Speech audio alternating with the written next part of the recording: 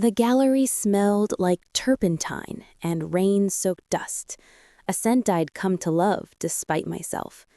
Maris was up on the ladder again, brushing over a crack that ran through the gallery's back wall like an old scar. Her hair was pinned up with a paintbrush, an unintentional crown of chaos. I held the roller tray steady, pretending not to notice the faint tremor in my hands. "This wall's older than both of us," I said. She laughed, low and familiar. "You're avoiding sentimentality by personifying plaster. Impressive, even for you."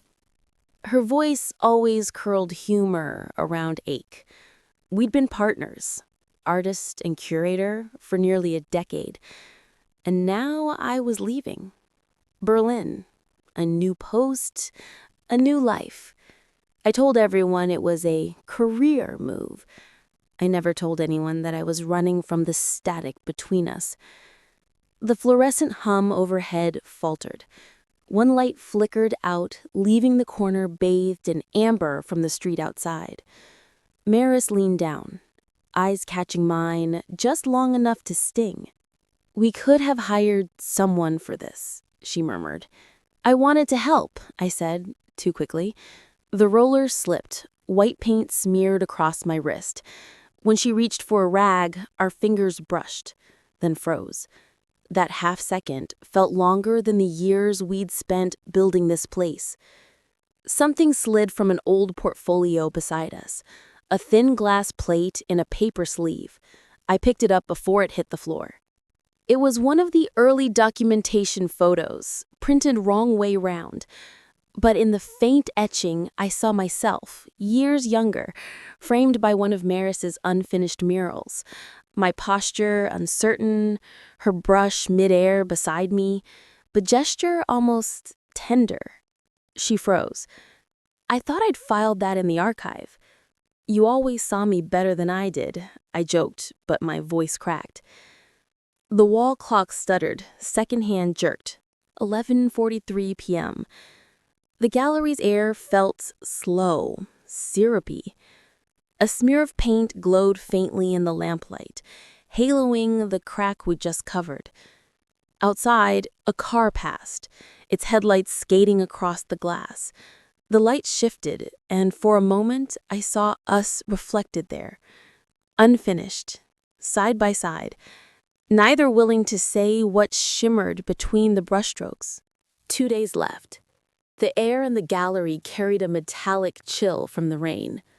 While Maris met with installers, I hid among the storage shelves, sorting last-minute labels, trying to breathe through the hum of departure. My suitcase sat by the office door, already zipped. Maris had been distant since that night, careful, composed. I convinced myself it was better this way, until I went looking for the spare projector slides and found the folder. Tucked under the wrong artist name, it was heavy with graphite dust. "For you," written in her hand. I shouldn't have opened it, but curiosity can sound like longing when you're alone under gallery light. The first sketch was of me crouching by a wall, hair coming loose. Another laughing mid-sentence. Then one of me asleep on a train, head on my arm. The series unfolded like time-lapse confession. On the last page, "If you ever looked back, you'd see me." The smell of paint thinner rose from the open can nearby, sharp and dizzying. My pulse matched the soft whir of the dehumidifier. I pressed the folder shut and set it on her desk. My hand hovered there too long. Should I destroy it? Pretend ignorance?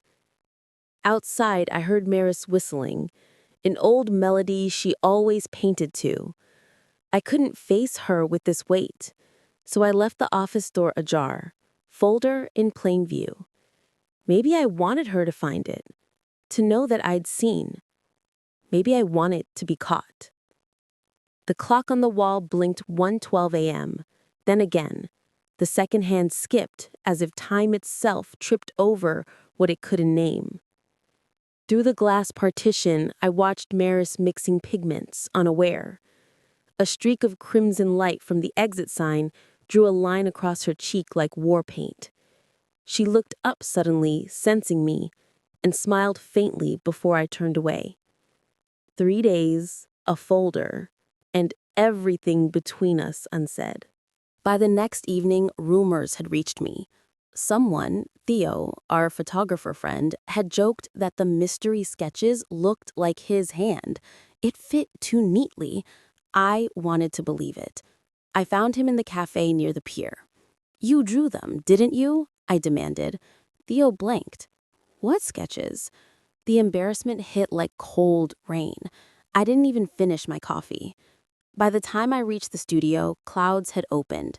The door was unlocked, music pulsed through the hall. Maurice was alone, sleeves rolled up, reworking the exhibition mural, our final piece together. Water dripped from my hair onto the concrete. "Was it him?" I asked, voice breaking. She turned. "What are you talking about?" "The drawings, your archive. I found them. You signed none of them. Everyone thinks they're his."